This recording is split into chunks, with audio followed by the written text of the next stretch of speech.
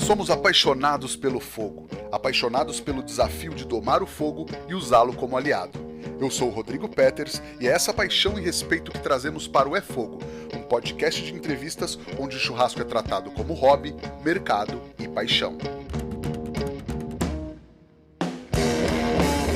Ele é pitmaster, churrasqueiro, professor, CEO de empresa e amigo do Myron Mixon. Ele é o Roberto Justus do churrasco brasileiro, Fred Paim. Muito bem-vindo ao É Fogo, Fred.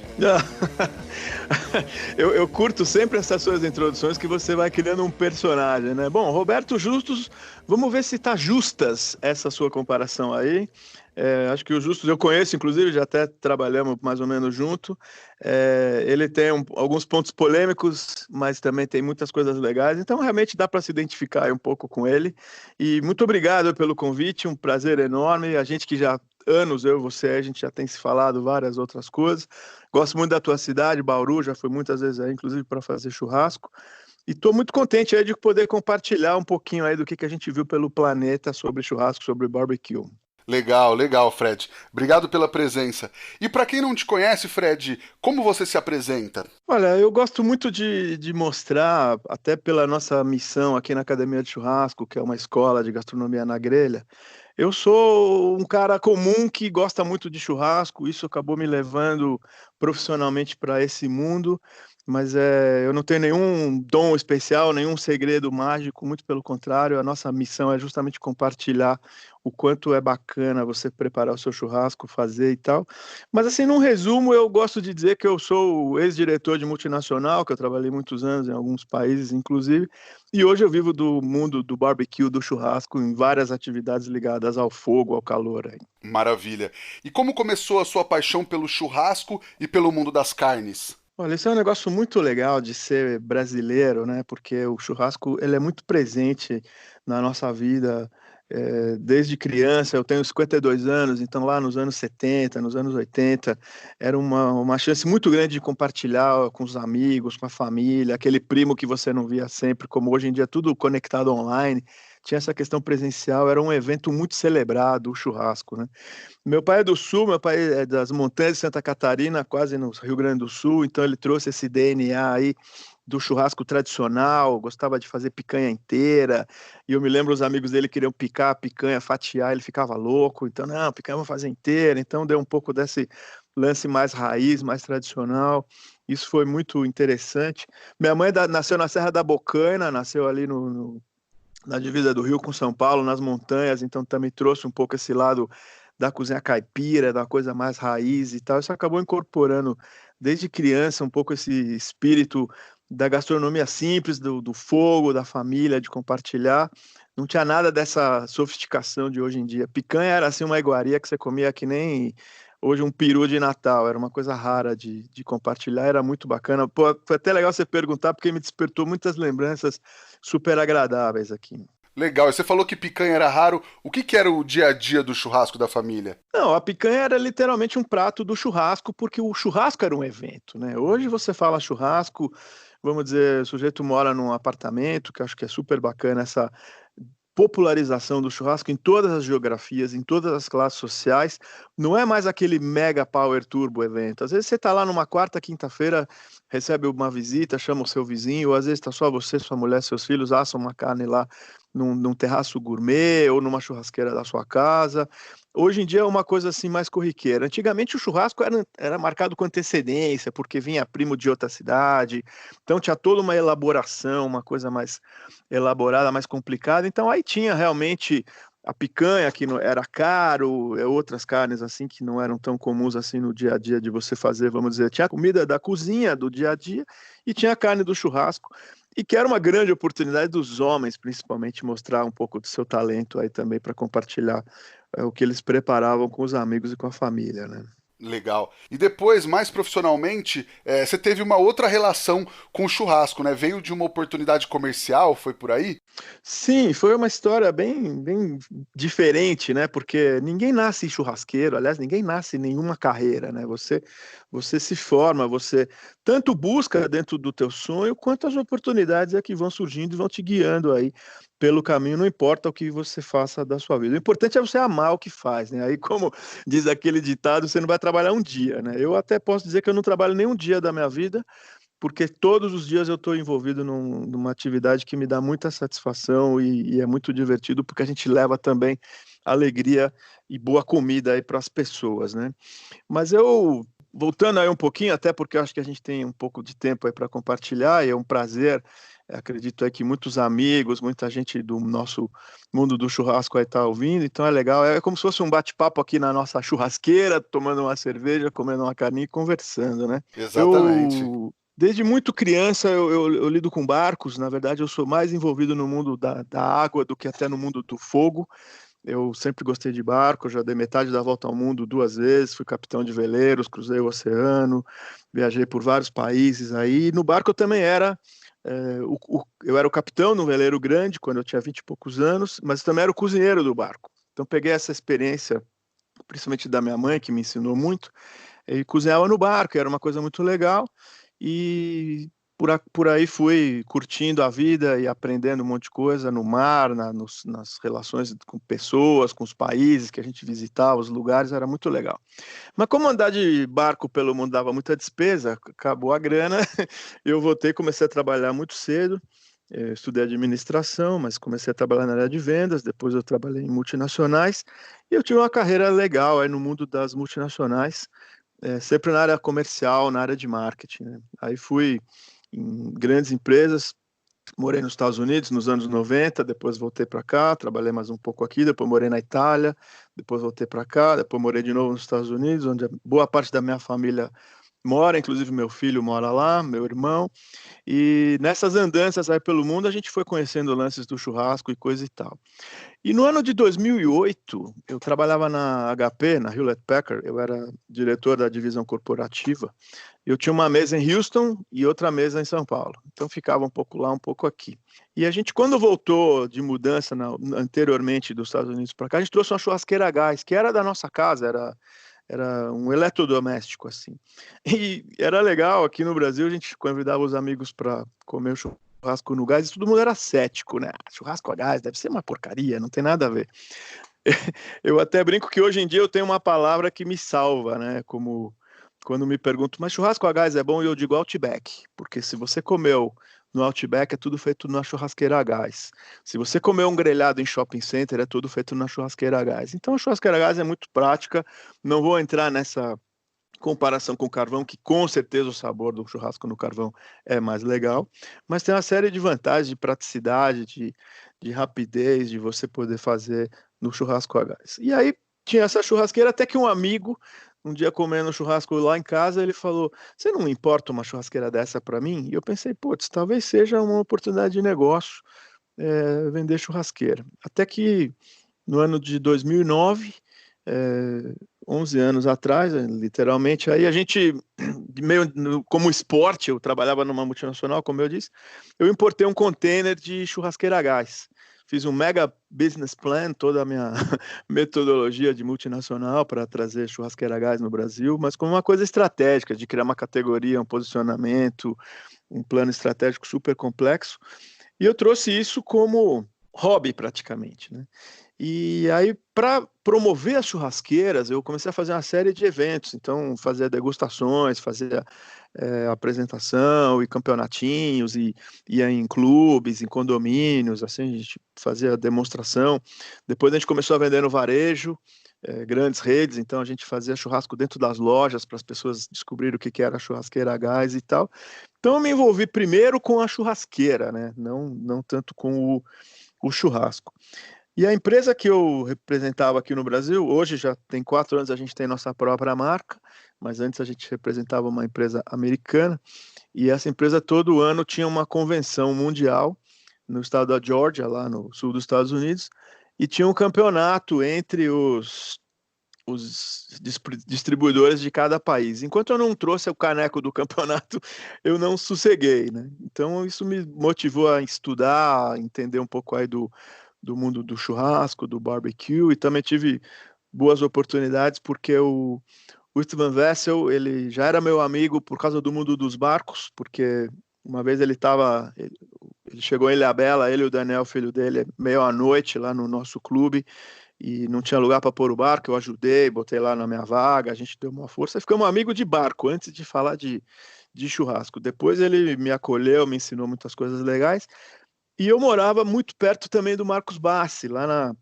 Bela Vista, perto da Avenida Paulista, aí para quem é de outros lugares aqui em São Paulo, é uma zona bem central, e o Marcos Bassi é um mago aí do mundo do churrasco, a gente ia muito lá no Templo da Carne, desde criança, de adolescente, e ele foi muito legal aí, aqui também, quando a gente começou a promover churrasqueiras a gás no Brasil, ele fez umas palestras comigo aqui na Granja Viana, na cidade de Cotia, onde eu moro, que é praticamente um bairro de São Paulo.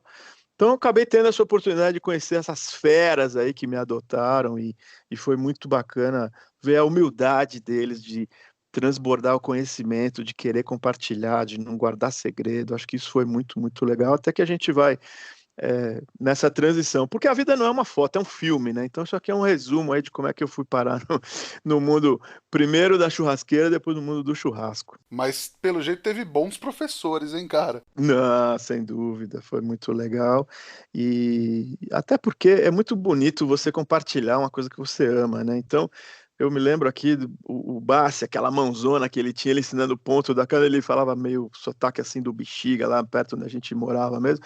Pô, Fred, você bota aqui seu polegar no seu indicador, sente a sua mão e bota na cara. Eu falo, pô, Marcão, mas olha o tamanho da sua mão, o tamanho da minha. É diferente a musculatura. Ele dava risada, todo bonachão, assim.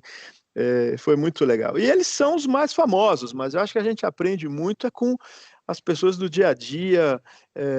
Tinha um grande mestre, o Roque, que é um gaúcho que mora aqui perto da minha empresa, e ele era o nosso promotor aí de churrascos, ele que viajava aí fazendo churrascos para mostrar as vantagens da churrasqueira a gás. Eu acho que o Rock, que é um anônimo aí para muita gente, esse é o cara que realmente me ensinou muita coisa e ele foi muito bacana. E outras pessoas por aí também nas nossas andanças. Então é bonito isso, né? Você receber o conhecimento, você transferir.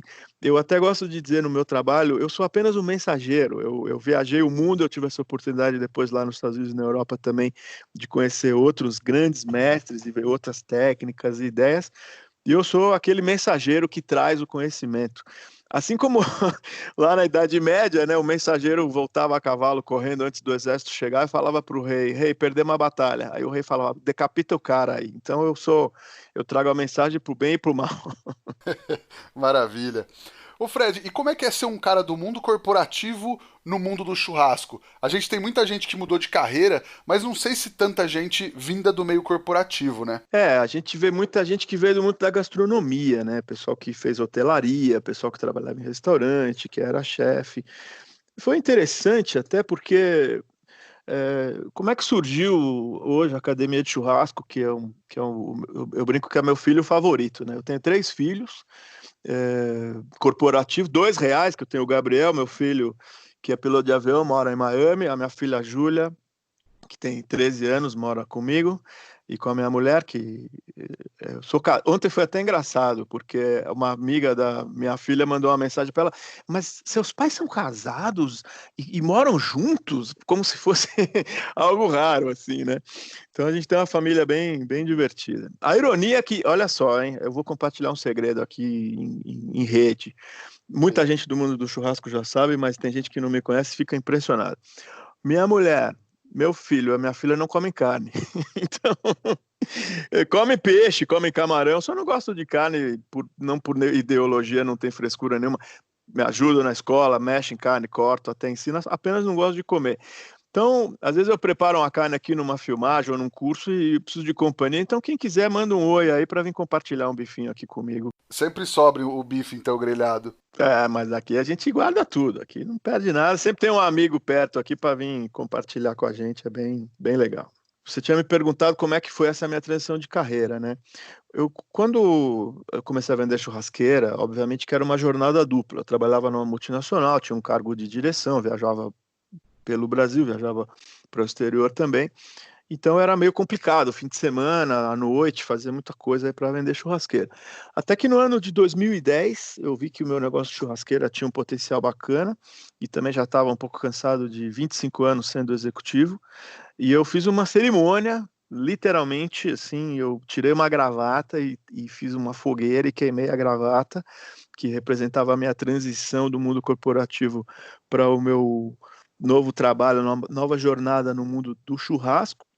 E foi engraçado, porque enquanto a gravata queimava ali no fogo, a gente tem um anjinho assim do nosso ombro, né?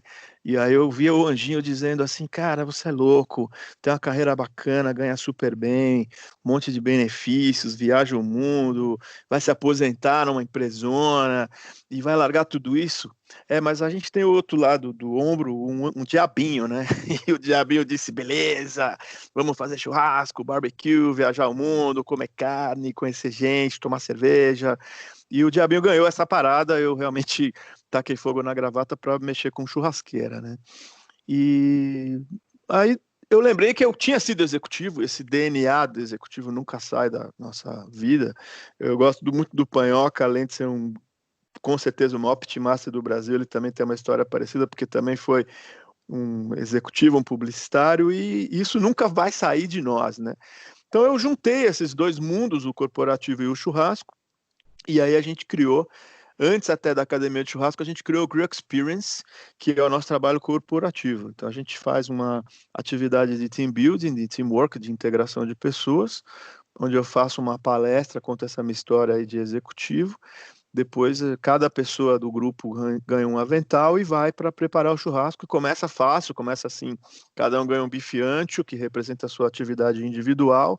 Depois, cada 3 pessoas finalizam uma costelinha barbecue e fazem o molho e vão se ajudando e compartilhando e discutindo. Depois eles fazem uma receita mais elaborada, pode ser uma picanha no vinho, pode ser um calzone recheado de queijo. E no final todo mundo compartilhou um costelão, ou um pernil, ou um brisket, algo assim. Então tem toda uma simbologia. Tem o trabalho individual, tem o trabalho de equipe, tem o compartilhamento do grupo, onde todo o grupo vai morder ali um pedacinho de um brisket ou de uma costela para simbolizar exatamente esse compartilhamento de um recurso. Esse é o meu principal trabalho. No final a gente faz um debriefing, olha, foi super legal, vocês nem sabiam que iam cozinhar, foram desafiados, se superaram e trabalharam em equipe, começaram no fácil, terminaram no super sofisticado, e estão motivados e felizes. As mulheres se sentem muito realizadas, porque muitas falam, eu nunca tinha feito churrasco, meu pai não deixava, depois meu marido não deixava, meus filhos não deixam. Então é bem legal ver essa participação do grupo aí. E aí tivemos essa ideia do Grill Experience, que tem mais tempo de vida do que a própria academia, e depois a gente transformou a academia de churrasco numa escola aí para pessoas físicas que se inscrevem e vêm participar do nosso curso presencial, que tem uma teoria, depois cada pessoa faz 6 carnes, então recebe a carne para preparar com as instruções e vai fazendo e tal, e esse é nosso trabalho. Então, resumindo aí a sua pergunta, a gente conseguiu fundir esse passado de gostar de churrasco desde criança, essa metodologia de ser executivo, a oportunidade de comercial de churrasqueiras, e esse lance todo aí de compartilhar o conhecimento tanto para as pessoas através da academia de churrasco, quanto para as empresas através do Grill Experience. Maravilha, maravilha, Fred. E foi por conta da churrasqueira a gás, que inclusive é super comum, né, nas casas dos Estados Unidos, que você teve essa aproximação com o American Barbecue? Sim, não tanto por churrasqueira a gás, mas mais por conta da minha vida lá nos Estados Unidos, né? A gente, como eu falei lá atrás, eu morei nos anos 90 lá, depois também na década do começo dos anos 2000 também morei algum tempo lá. Temos casa lá até hoje, então a gente tem um contato muito grande com os Estados Unidos e indo e vindo, mergulhando nesse universo que hoje ainda é um pouco de novidade aqui no Brasil. Claro, nós que somos desse meio já está incorporado no nosso dia a dia o barbecue, mas para o brasileiro típico, essas receitas, essas preparações, não vou nem dizer mais americanas, não vou nem mais dizer com molho barbecue, mas mais essa metodologia do low and slow, de fazer uma coisa numa preparação mais lenta, mais assada. Então, acho que a gente trouxe um pouco disso, eu tive esse contato lá nos Estados Unidos, e também por conta dessa experiência lá que eu já tinha tido antes, quando a Friboi fez a Academia da Carne, que foi um portal muito bacana, com várias pessoas super famosas, como Olivier Anquier, Guga Rocha, o Arthur, que ganhou o Cozinha Sob Pressão, o Jefferson Finger do Barbacoa, tinha vários super, super feras lá, e eu fui convidado para fazer parte da Academia da Carne, justamente em American Barbecue. Então foram os primeiros episódios aí gravados num portal com receitas de American Barbecue. Acredito que aqui no Brasil, um portal aberto assim ao público, era desde a carne moída de segunda-feira no almoço até uma mega carne defumada no final de semana. Então foi bem legal. Isso, e por conta desse mergulho, eu fui em 2015, acho 2015, 2016, eu fui para os Estados Unidos, lá no curso do Myron Mixon, lá na Georgia. O Myron Mixon é o maior campeão da história do barbecue. Ele ganhou 8 vezes o campeonato nacional, 4 vezes o campeonato mundial de barbecue lá nos Estados Unidos, programa de TV, livro, restaurante, produtos, defumadores, é uma grande fera. E eu fui lá como fazer o curso, como qualquer pessoa, tem uma certificação do Myron Mixon, mas aconteceu uma coisa muito bacana. Myron, por algum mistério, talvez um alinhamento dos planetas com o cometa Halley fazendo zigue-zague entre eles, vamos dizer, deu uma química legal, assim. Falei, não, fiquei impressionado, ele me acolheu muito bem, e quando acabou o curso, todo mundo foi embora, um curso de 2 dias, ele me convidou para ficar lá, hospedado lá. Então a gente ficou bêbado junto, de cachaça e de uísque que ele gosta, conversamos várias coisas. Então, além de ter tido muito conhecimento como aluno do curso, como várias pessoas participam, depois eu fiquei um tempo lá em Unadilla, lá na casa dele, lá com ele, com todo aquele grupo, a família dele, a esposa, o Michael, que é o filho dele. A gente foi enxotado de um bar, tipo a moda americana, assim, cadeira voando, parecia um salão, entre outras coisas, né? Então, essas oportunidades de conhecer um pouco do que rolou lá no exterior foram sempre muito bacanas, né? Legal. Para quem não conhece, o Myron Mixon é, além desse mega campeão, o apresentador do Mestres Churrasqueiros, que acho que muita gente no Brasil conhece ele através do programa, né? Sim, sim, no TLC, que é um dos programas do grupo Discovery, tem os episódios lá que ele apresenta. O interessante, aqueles programas que passam aqui no Brasil, eles são mais ou menos dos anos 2012 até 2014. Então o Myron estava mais jovem, assim, hoje ele tá mais um velhinho, assim, mas ele é um cara realmente muito especial. E é bacana quando você fica amigo do seu ídolo, do seu herói, e você vê o lado mortal dele, assim, né? Mas assim, no bom sentido, você não vê a fragilidade, você vê, cara, ele é muito legal. Ele fala muito isso, não tem segredo, não tem muita complicação. Eu acho que essa mística que muita gente tenta criar aqui no Brasil, que o negócio é super complicado, que é para poucos, que não é para qualquer um. Eu acho que isso é bobagem. O próprio Myron Mixon, que é o grande ídolo de toda essa geração que curte barbecue, ele sempre diz isso. Eu gosto de umas receitas diferentes, até por conta de coisas que a gente aprendeu em outros lugares também, e ele me chama de Brasil, né? E ele põe a mão no meu ombro e falava várias vezes, eu falo, Mário, vamos fazer assim, assim. Ele põe a mão no meu ombro e fala, Fred, don't go exotic, não vai de coisa exótica, vai de coisa tradicional, vai no beabá que funciona super bem, né? Que legal, que legal.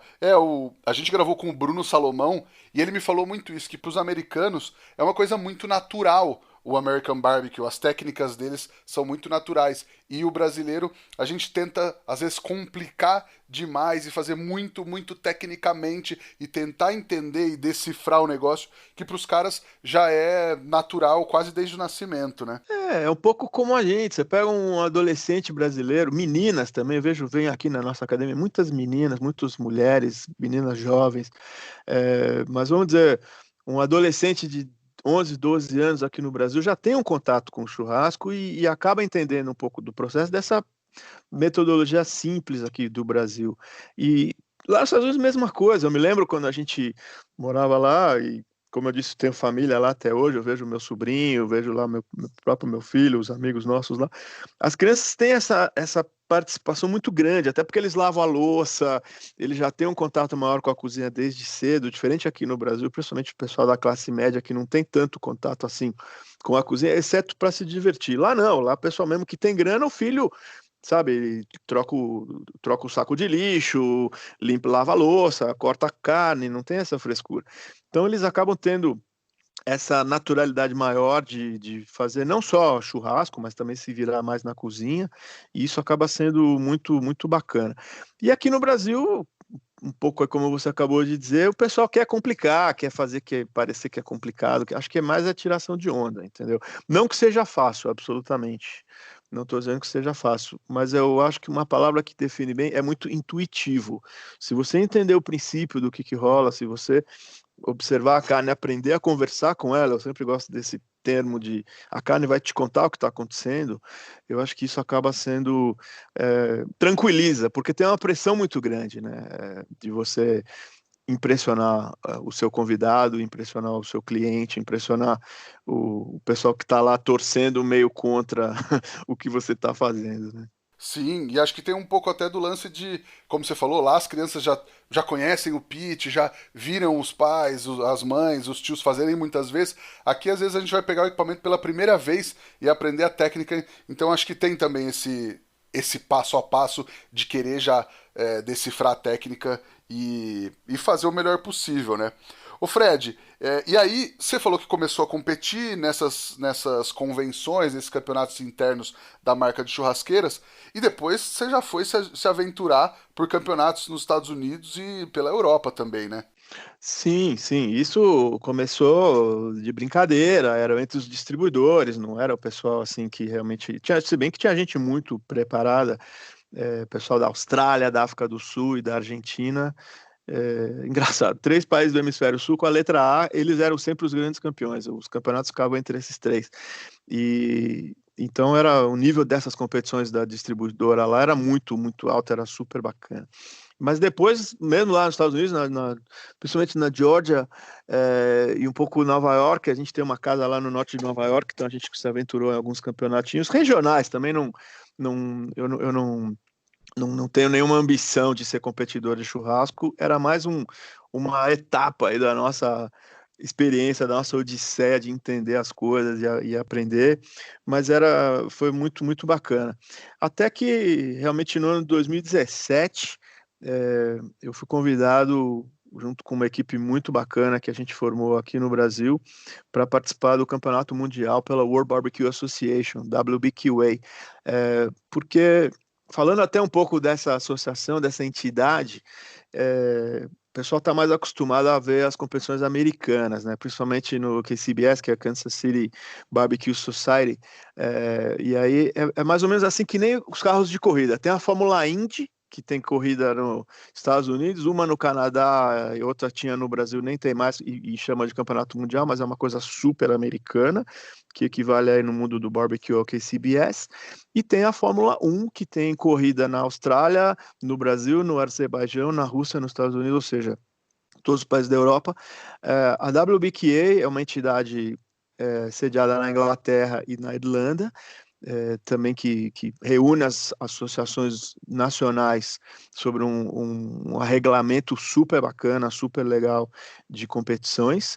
E aqui no Brasil tem WBQA Brasil, que é uma entidade que fomenta isso, vários campeonatos aqui.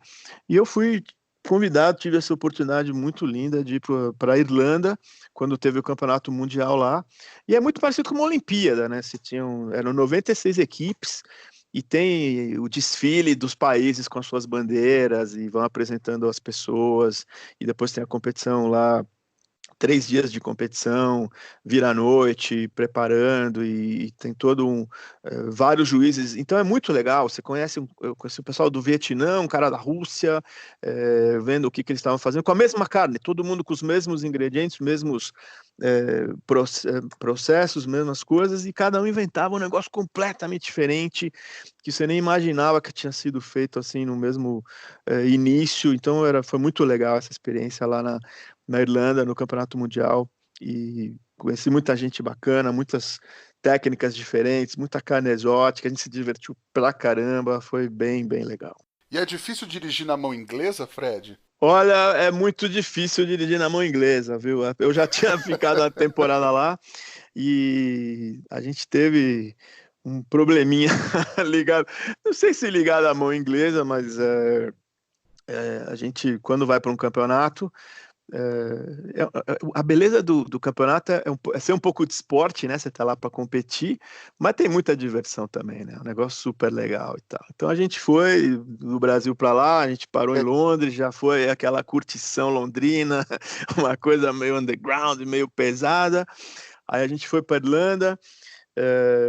O campeonato era numa cidade chamada Limerick, que é mais ou menos umas 3 horas de carro de Dublin, um lugar muito lindo, muito bacana, muito medieval, assim, várias coisas antigas e tal.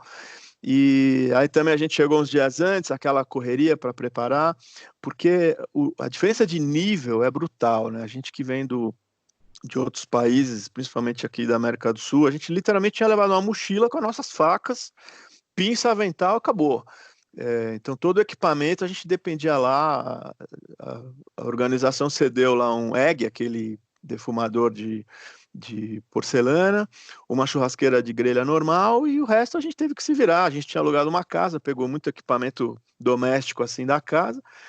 Mas aí chega os times dos países, chega o pessoal da Alemanha com caminhão de 18 rodas, que parece o Transformers, o pessoal da Dinamarca, era de longe a equipe que tinha o maior equipamento, o cara apertava Enter no caminhão, abria, descia um defumador com controle eletrônico, descia uma geladeira side-by-side Liebherr, aquela que cabe um boi inteiro dentro, e o caminhão da Finlândia era mais para impressionar a concorrência, a tampa do caminhão ele abria, tinha como se fosse assim aquelas farmácias antigas com vários compartimentos de vidro, né?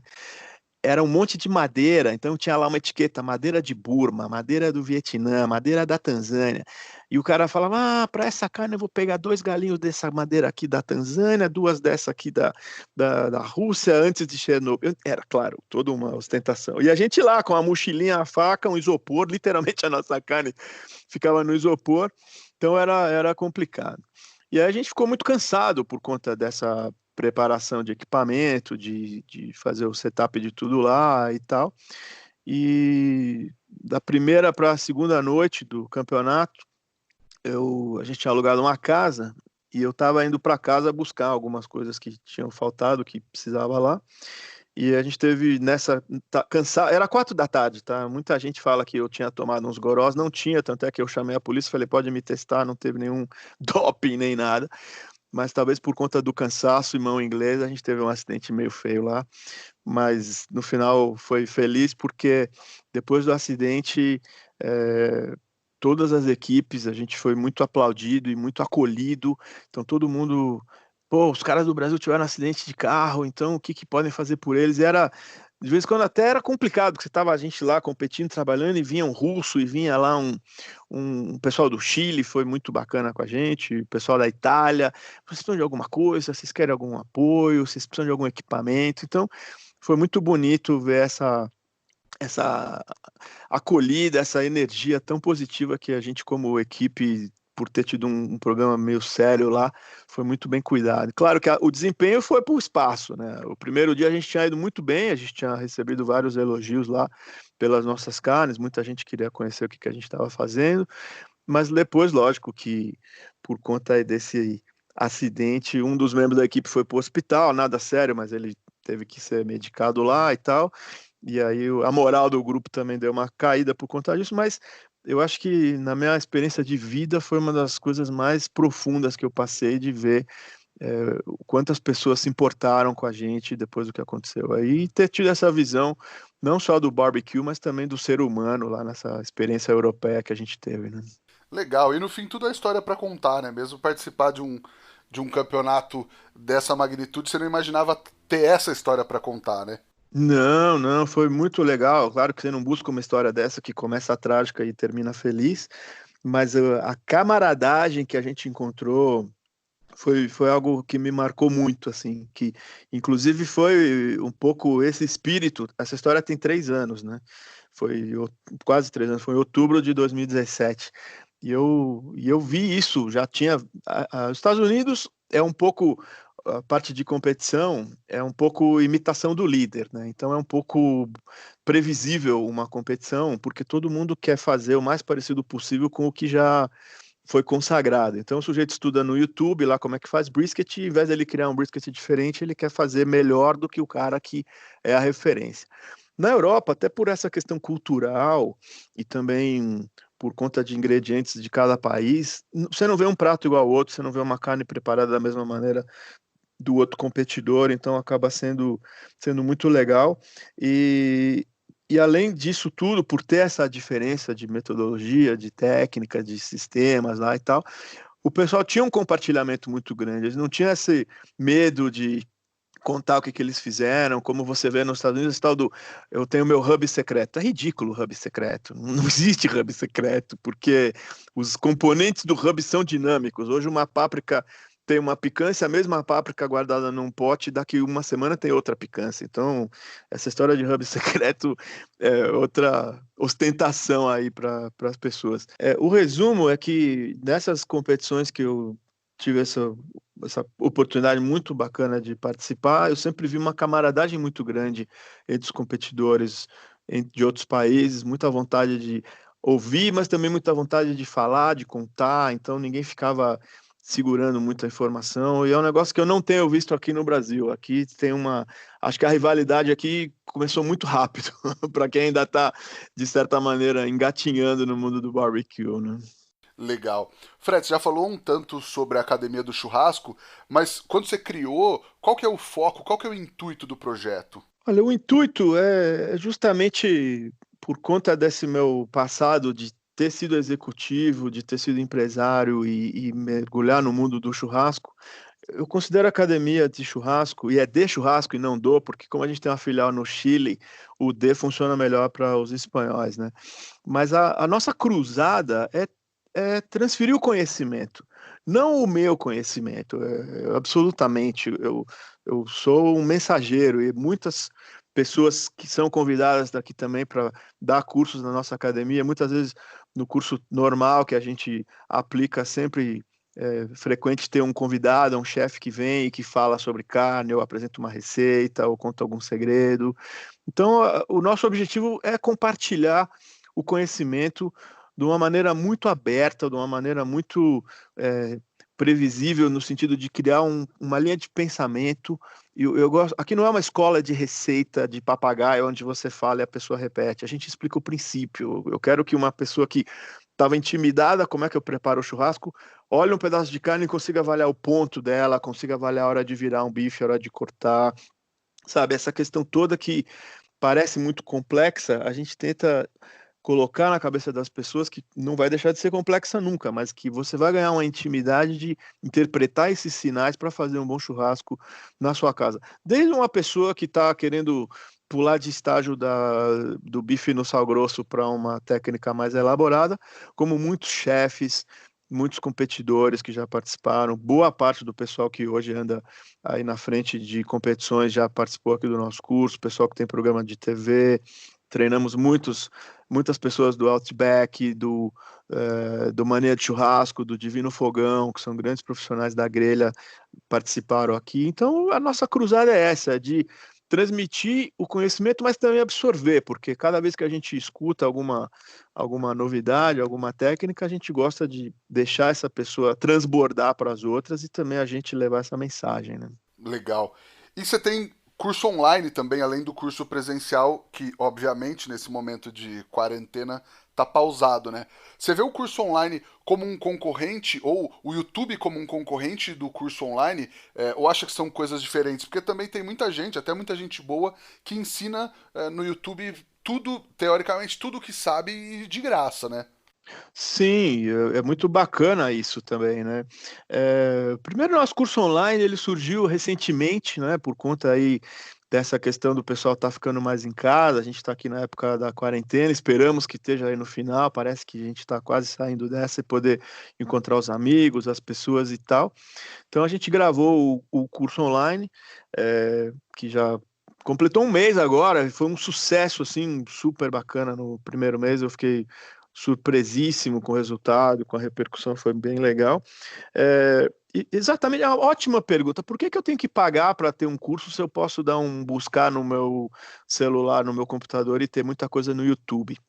Eu acho que o YouTube ele é muito bom para você ter a receita, né? Então, como preparar uma costelinha, como preparar um brisket, como preparar uma carne recheada.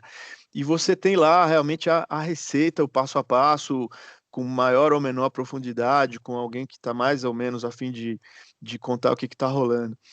O que eu vejo um pouco a diferença do nosso trabalho, pelo menos é o que a gente busca, é que a gente compartilha os princípios, né? Então eu não digo coloca o sal e vira a carne depois de 3 minutos. Não, a gente dá um sinal de interpretação que a pessoa tem que buscar. Então, como é que você vai saber a hora de virar? Olha, vamos colocar aqui o hub. O que o hub vai fazer? Ele não vai mergulhar na carne. O hub não entra, o sal não entra. O sal traz o sumo da carne, se mistura com ela, cria um líquido que é um barbecue natural. Esse caldinho que se aquece leva o sabor lá para dentro. Então, cada receita, mesmo quando a gente está dizendo o passo a passo para preparar, vamos dizer, um cupim, uma costela, um frango, um peixe, o que for, a gente está contando ali não de uma maneira telecurso, né?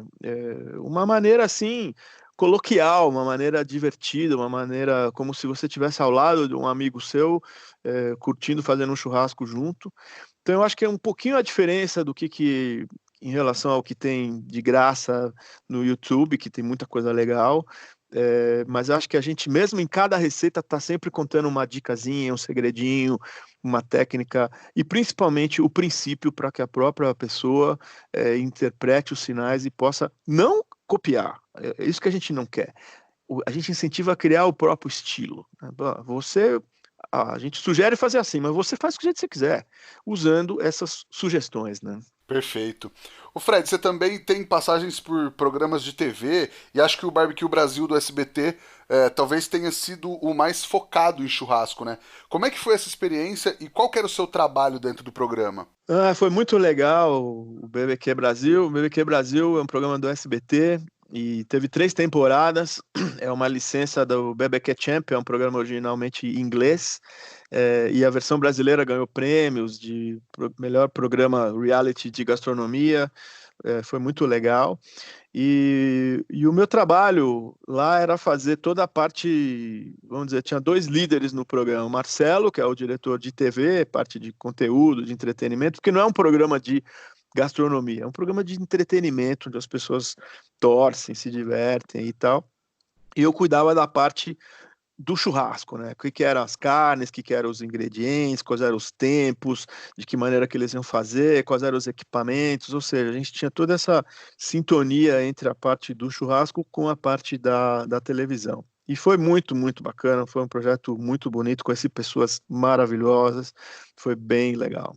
Demais. Então a parte do churrasco, a parte técnica, quem comandava, quem ditava, criava as provas, os desafios era você. A gente criou muita coisa lá, tinha uma equipe muito bacana, muito preparada e era bem, bem divertido. Então a gente, quem recebia as reclamações do tipo, mas quem que faz churrasco vestido de aqualoco numa boia, numa churrasqueira montada dentro de uma piscina? Quem que inventa essa porcaria? A gente era um dos participantes, um dos criadores dessas loucuras todas lá. E foi muito legal o BBQ Brasil, porque a prova final, esse mundo nosso um pouco machista, né? A prova final foi entre 2 mulheres, a Lisa, a Lisa e a Cecília, e foi muito bacana porque a prova final tinha que ser equilibrada e tinha que ser complexa. Então a gente comprou um garrotinho, dividiu na metade. Então era o mesmo tamanho, era a mesma carne, era o mesmo boi, metade para cada uma das participantes e tinha que assar metade do boi inteira, né? Então foi muito bacana essa prova de ver lá essas meninas, essas guerreiras, são grandes amigas minhas, já vieram aqui, fizeram muita coisa junto. Fiz um evento com a Lisa recentemente, que é o Medieval, é um churrasco aí como se fosse da Idade Média, foi muito bacana. Então, voltando aí, as meninas é que foram para a final do BBQ Brasil e a Lisa ganhou e a Cici ficou em segundo, foi bem legal ver essa evolução das mulheres. A gente tem uns cursos aqui que a gente chama de Girls on Grill, só das mulheres que participam, é bem legal e tem muitas personagens aí desse nosso mundo muitas talvez até estejam ouvindo e tomando um beijo aí para essas meninas, essas guerreiras fantásticas que têm muita moral, muita reputação em cima desses machões aí que às vezes até criticam o que elas fazem, mas elas estão dando a show, viu? Legal, Fred. Vamos pro Lenha na Fogueira, que é onde a gente fala de assuntos mais polêmicos, Fred. Opa, beleza, eu adoro. Eu sou um imã de polêmicas. Vamos lá então. Tem uma que muita gente da audiência nos mandou. Eu não vou citar a galera, mas eu vou mandar a pergunta para você. Qual é a diferença entre o bife ancho e o bife de chorizo? Olha, é uma pergunta muito interessante, porque ela é tão básica quanto capciosa, né?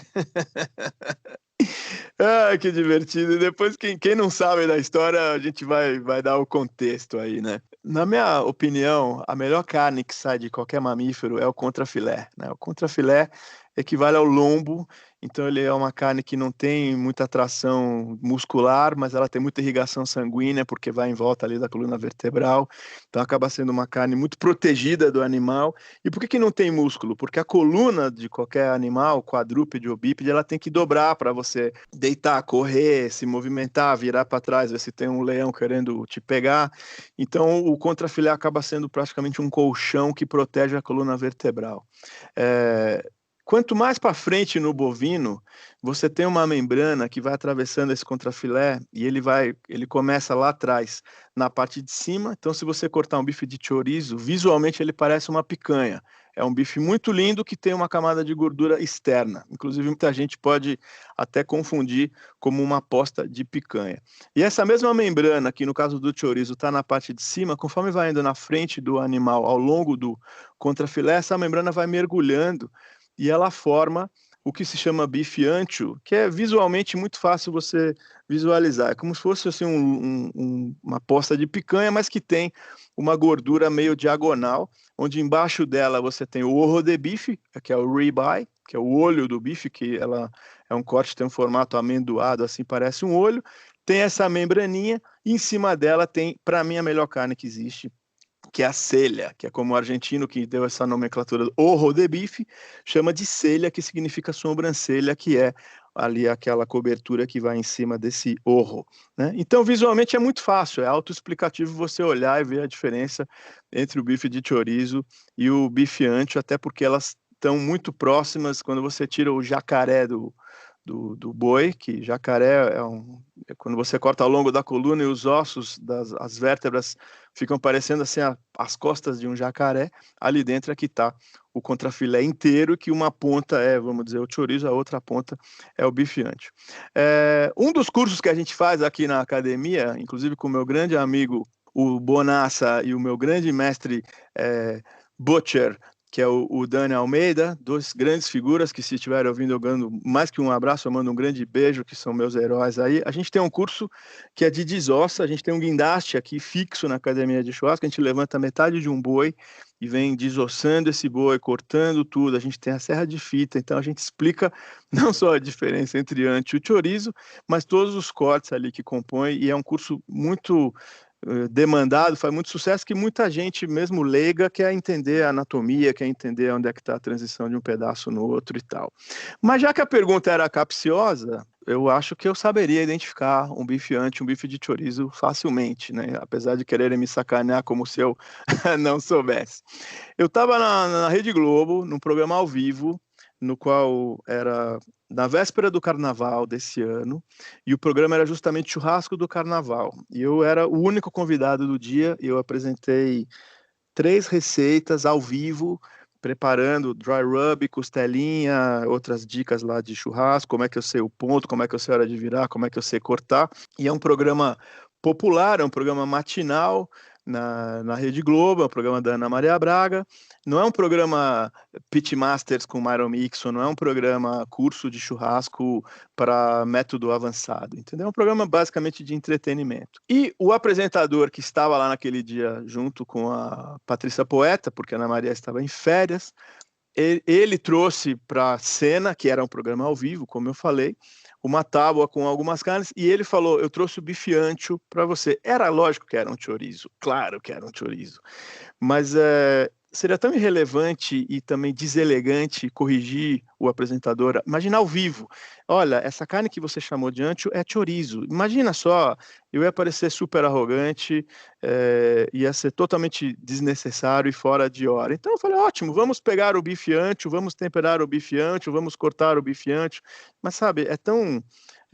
eu acho que mostra um pouco aí dessa mesquinharia que acabou surgindo no mundo do barbecue brasileiro, porque a audiência típica do programa gostou, o pessoal da Globo elogiou muito, já me convidaram para voltar outras vezes, e então eu acho que a diferença de ancho e chorizo, além de não ser complicada, nesse nível de pergunta que te enviaram aí, não é para saber sobre carne, não. Acho que é mais uma pegadinha.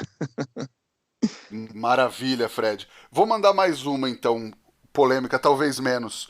Churrasqueira, a gás ou a carvão? Olha, eu gosto muito de devolver a pergunta dizendo o seguinte: quem come carne também gosta de pizza, né? E não é porque você é carnívoro que você não vai apreciar uma berinjela à parmegiana. Não tem competição. É igual ter moto, igual ter carro. Às vezes você precisa de moto, às vezes precisa de um carro, às vezes você curte os dois, às vezes você precisa de um caminhão, às vezes você precisa de um patinete, né? Sem dúvida que o sabor de uma churrasqueira a carvão é muito mais legal, porque o efeito da brasa, o efeito do calor da madeira, da essência, do aroma, é muito mais legal. Mas eu acho que o churrasco é uma coisa muito democrática e quanto mais prático for, mais vezes você vai comer.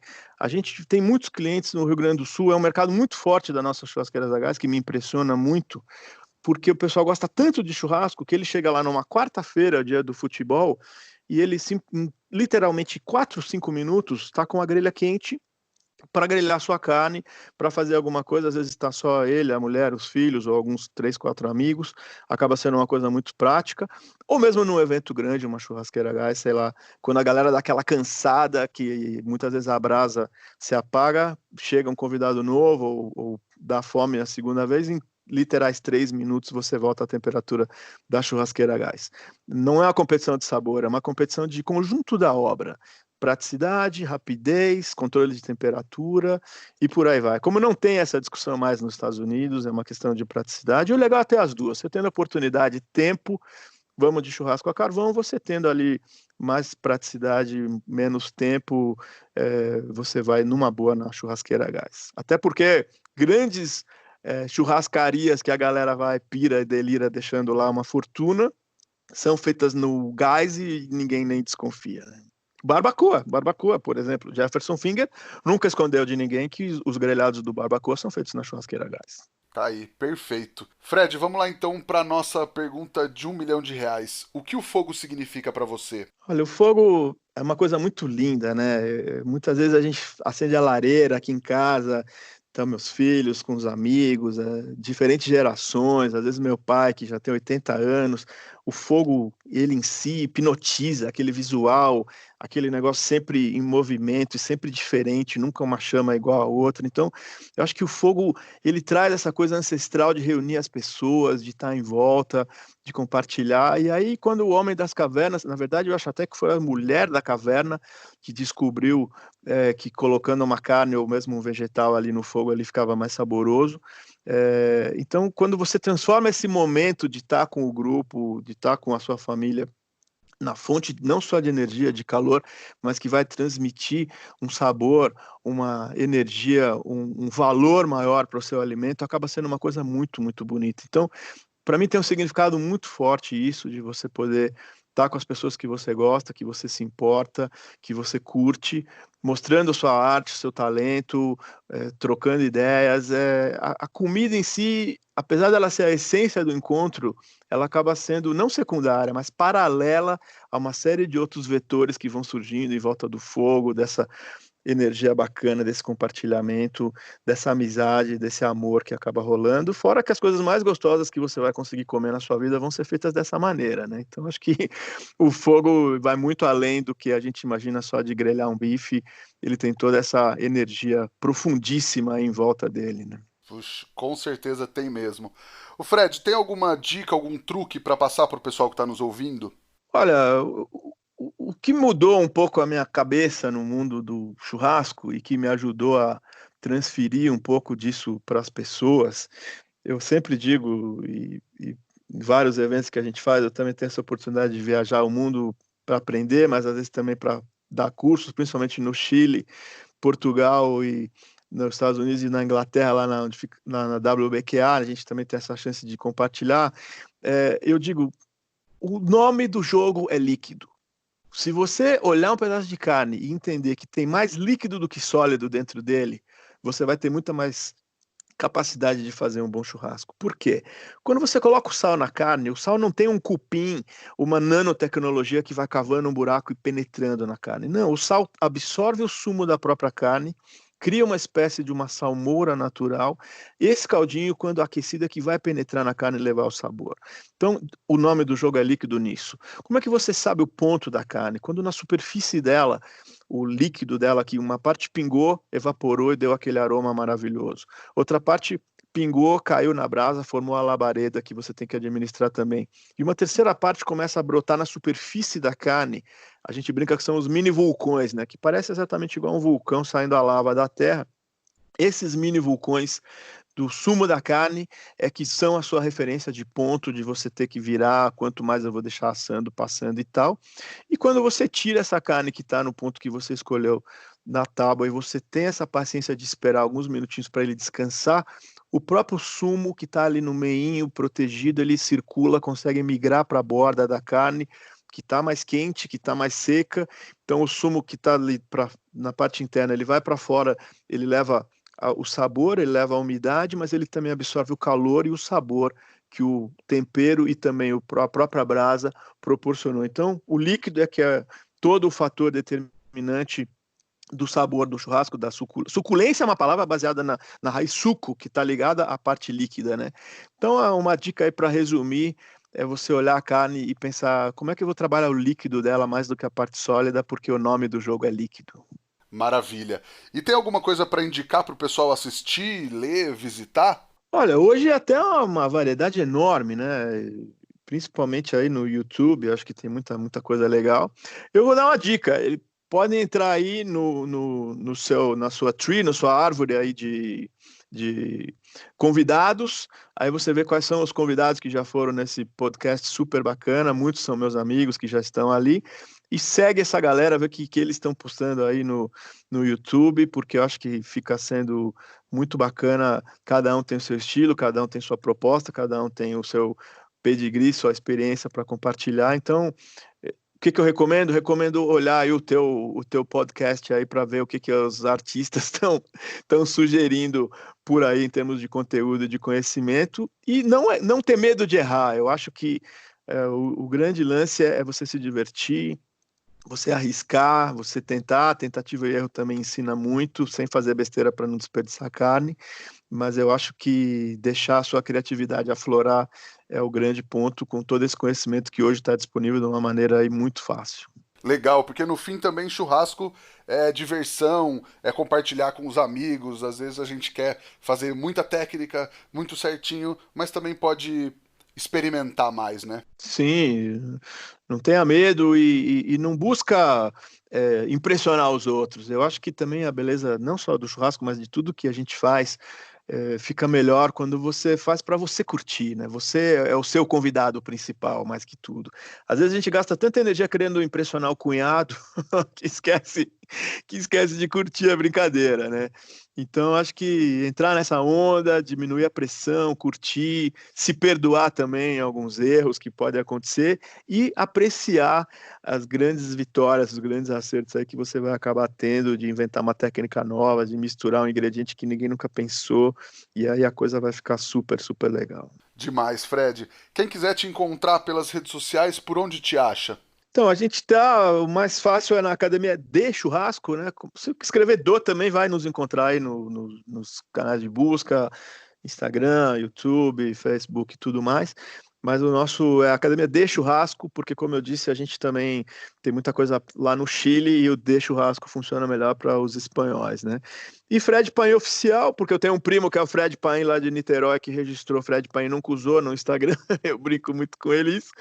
Parece que é uma frescura minha, Fred Paim Oficial, mas é porque tem o o meu primo distante lá, que é o Fred Paim original, e eu estou aí sempre à disposição, eu gosto muito de compartilhar, eu sou muito mais acessível até do que muita gente pensa, e gostaria muito aí de estar aí trocando essas experiências aí, convidar o pessoal também para participar das nossas atividades aqui, que são super democráticas e super divertidas.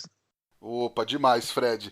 Nós estamos no Instagram, no @efogopod, o meu é @rodrigopeters_, e o nosso e-mail é o efogopodcast@gmail.com. Manda esse podcast pro seu amigo que você não mandou ainda, fala que ele precisa ouvir esse papo. Fred, muito obrigado pelo papo, cara. Olha, eu que agradeço, é uma honra estar nesse panteão aí de artistas que eu respeito, admiro muito aí como seus convidados, e fiquei muito feliz aí com essa oportunidade de trocar essas experiências e falar um pouquinho aí da nossa cruzada, da nossa odisseia no mundo do churrasco e do barbecue. Muito obrigado aí. Imagina, a gente que agradece. E agradece também todo mundo que nos ouviu até agora, e até a próxima semana. Tchau!